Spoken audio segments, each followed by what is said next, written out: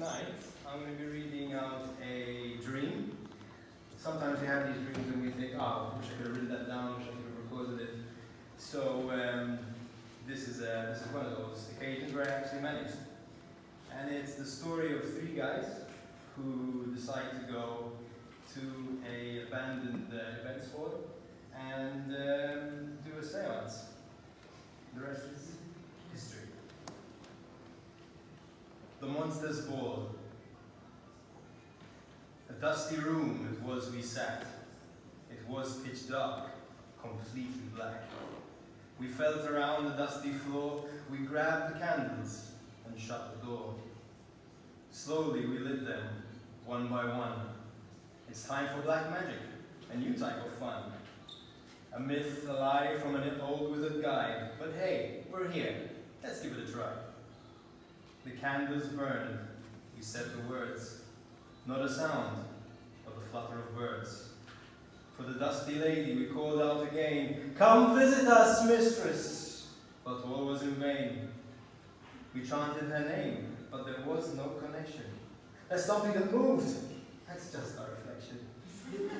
In the corner there stood an old wooden bar. We lit all the candles. They shimmered like stars. The old glass bottles, they flickered with light. But alas, no server on this cold, lonely night. But then, a creak and a groan the floorboards would sing to present a rotting and hideous thing. In pinstripe trousers and dusty waistcoat, a rotting old barman right by us did float. His eyes were like teardrops, droopy and sad. His teeth like a keyboard. That's treated quite bad.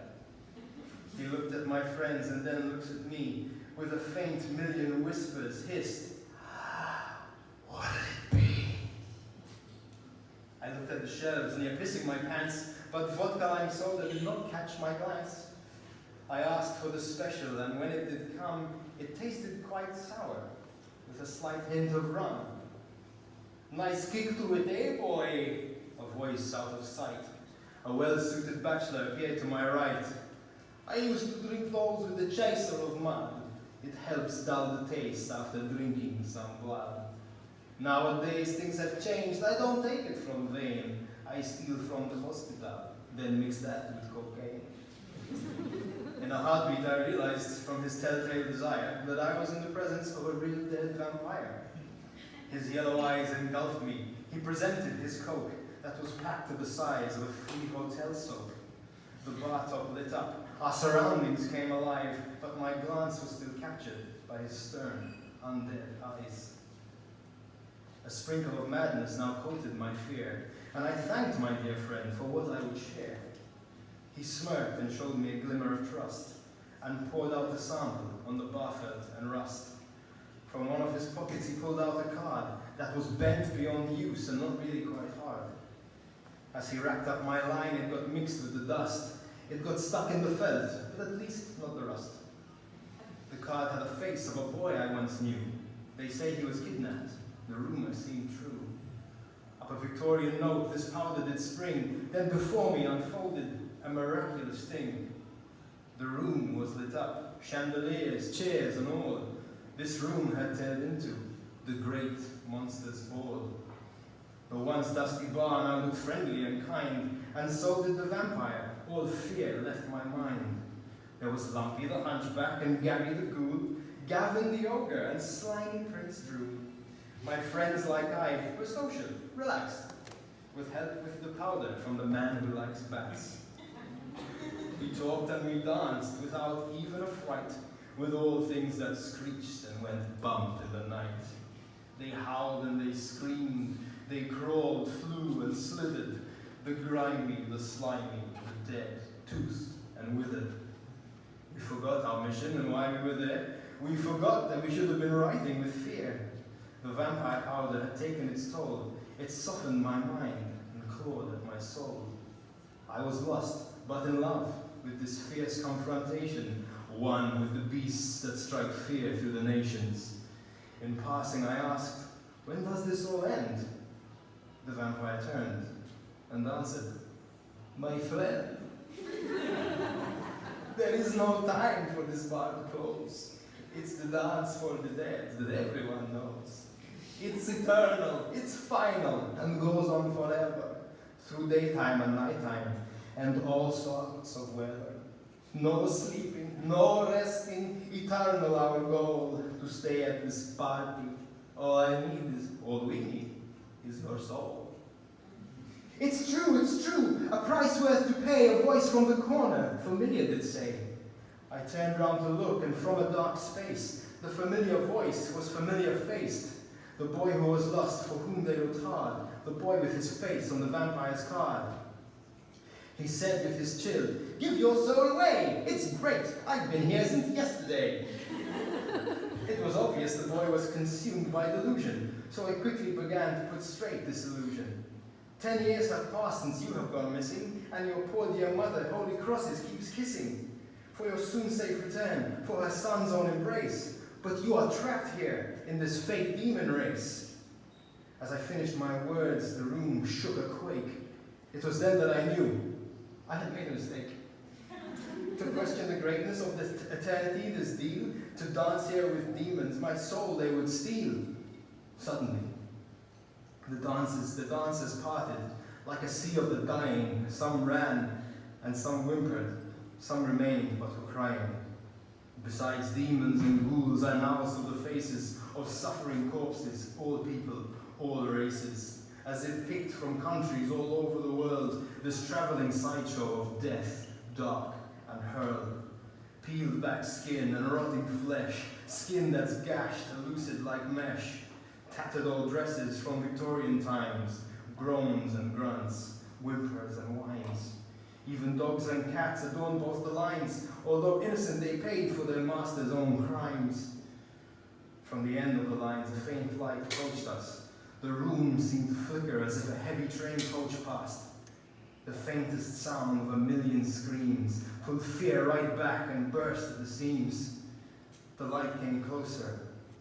It was headed straight for us. All the creatures and corpses, they oozed, flaked, and pussed. As if the light was sucking at all they had left. Their life was now gone, just broken soul and flesh.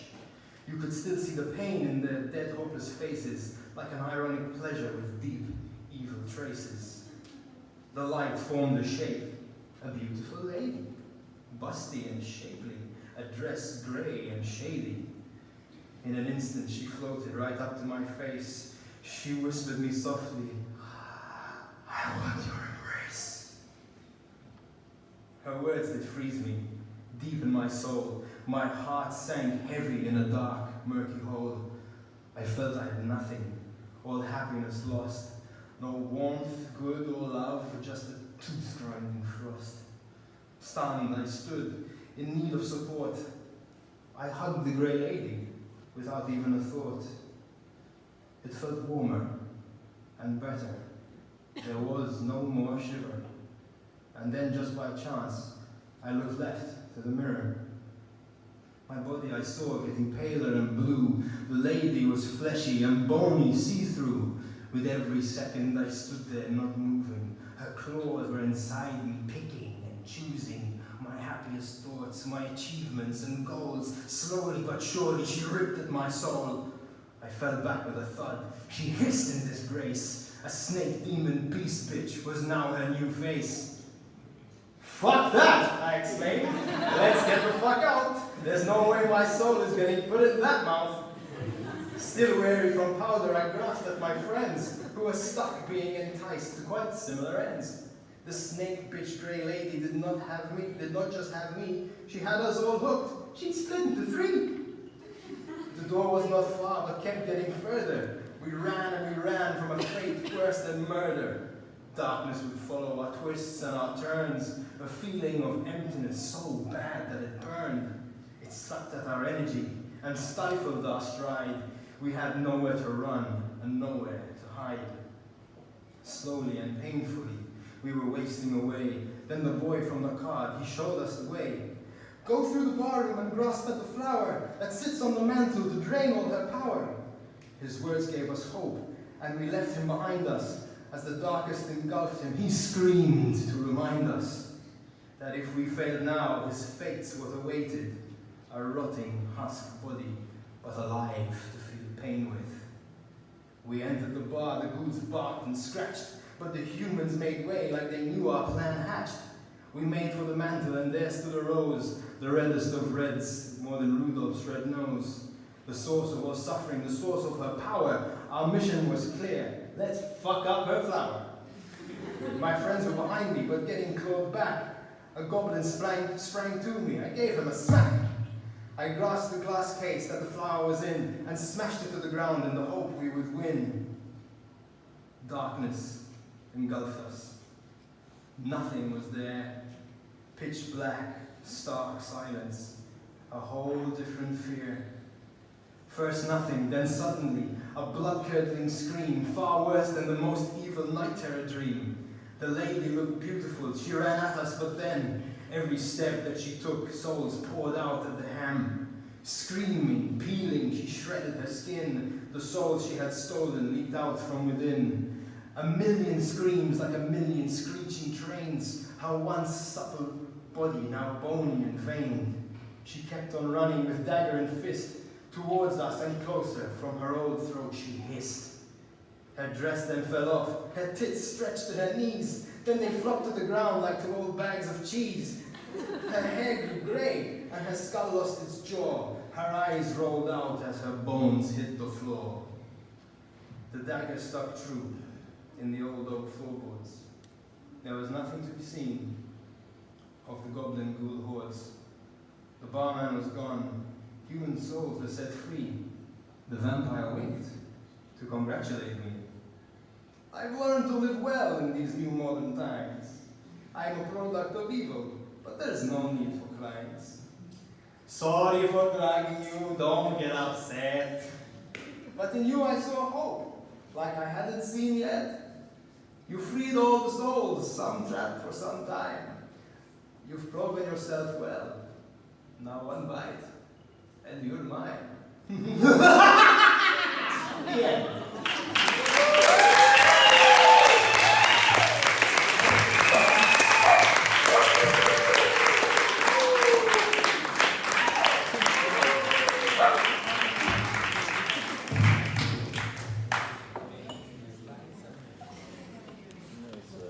Thank you so much, Luke. That was brilliant.